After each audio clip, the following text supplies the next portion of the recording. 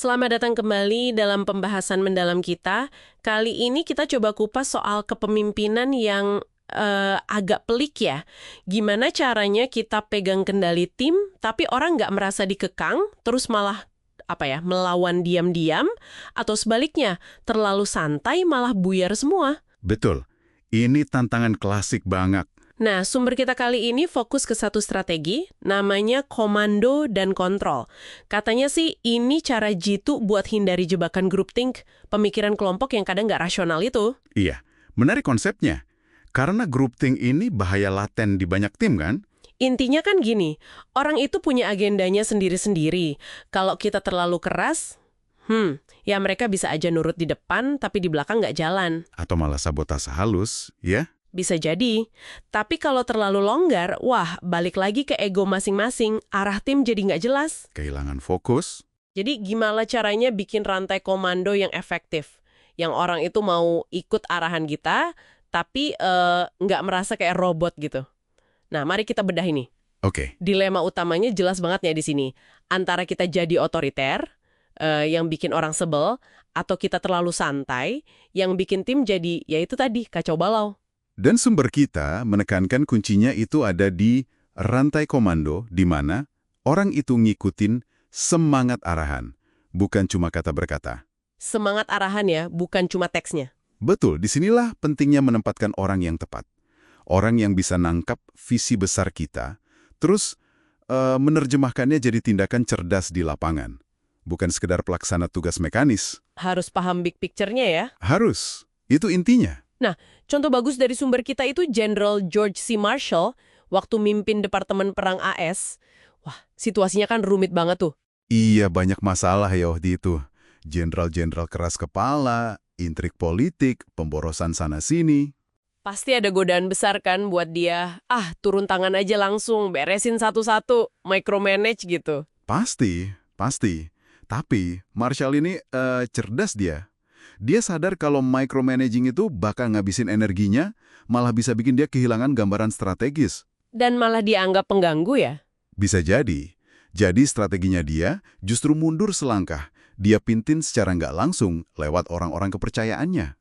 Oh, jadi delegasi efektif gitu ya? Lebih dari itu, dia ngendaliin pakai sentuhan ringan istilahnya. Jadi banyak yang nggak sadar seberapa kuat pengaruh dia sebenarnya. Ini inti dari menjaga kesatuan komando tanpa bikin orang benci. Cara cerdas hindari keputusan reaktif karena tekanan kelompok atau groupthink tadi. Sentuhan ringan. Menarik, kontras banget ya sama kasus Jenderal Hamilton di Suvla Bay. Itu contoh kegagalan kan? Iya, itu kebalikannya. Pasukan udah mendarat, jalan ke bukit strategis TKTP itu sebenarnya terbuka nggak dijaga musuh. Peluang emas kan itu? Banget.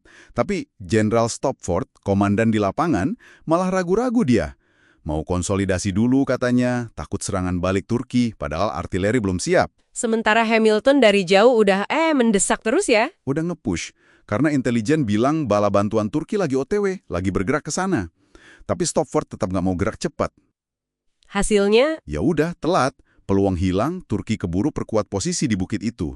Tragedi. Ini contoh gimana keraguan di level bawah ditambah ketidakmampuan pemimpin puncak buat mastiin perintahnya dijalankan dengan urgensi yang tepat, itu bisa fatal. Padahal mungkin udah ada diskusi sebelumnya ya, tapi eksekusinya gagal. Kesatuan komandonya ambyar di lapangan. Persis. Gagal total di momen krusial.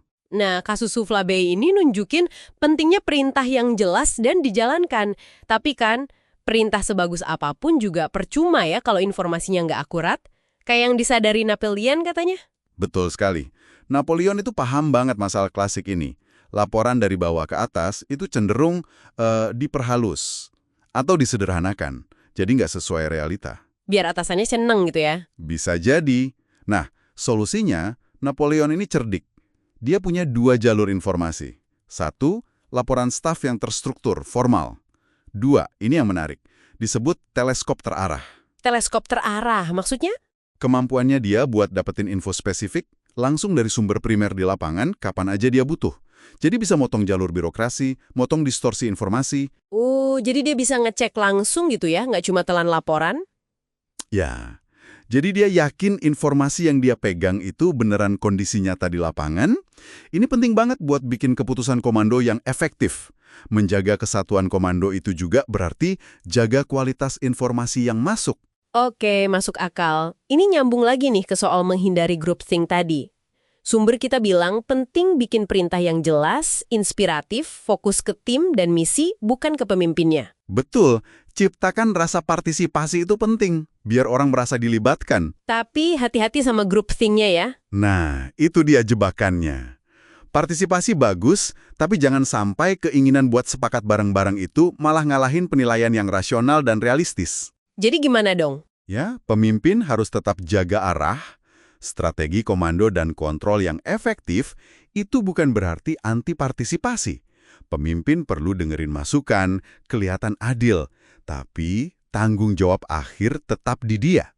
Untuk memastikan keputusan finalnya rasional ya? Rasional, sejalan sama tujuan besar, bukan cuma kompromi yang asal semua seneng, tapi sebenarnya nggak efektif atau malah bahaya. Kesatuan komando itu justru harus dijaga buat ngelindungin tim dari keputusan irasional akibat tekanan sosial internal itu. Oke, jadi kalau dirangkum nih, intinya adalah ngebangun tim yang solid. Yang percaya sama arah kita, jadi mereka ngikutnya sukarela. Dan itu dicapai lewat struktur yang pas, orang yang tepat di posisi kunci, perintah yang jelas, dan ngebakar semangat, plus aliran informasi yang jujur dan akurat. Seni menyeimbangkan ya antara pegang kendali sama kasih otonomi, biar nggak kejebak mikromanajemen di satu sisi atau anarki di sisi lain. Persis.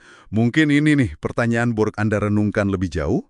Tantangan kepemimpinan yang sesungguhnya bukan cuma kasih perintah. Tapi Gimana Anda bisa ngerancang sebuah sistem, isinya struktur, orang, dan aliran info yang bikin semangat visi Anda itu tetap hidup dan dijalankan secara efektif sama orang lain.